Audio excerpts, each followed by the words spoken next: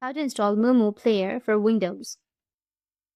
So if you want to install Mumu Player for your Windows, then first what you need to do is make sure that you have a stable internet connection.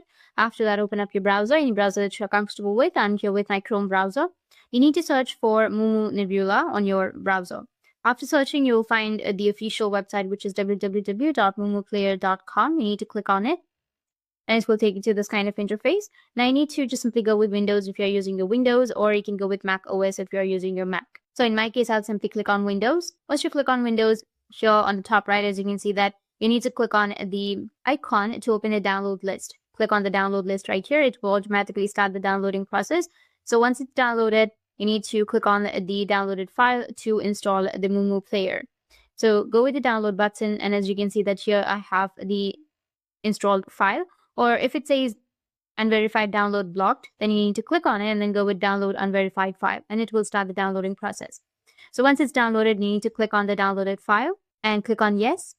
And after that, just wait for a few seconds and it will prepare the installation environment, and you will have the install now button. You need to click on install now and it will start the installation process.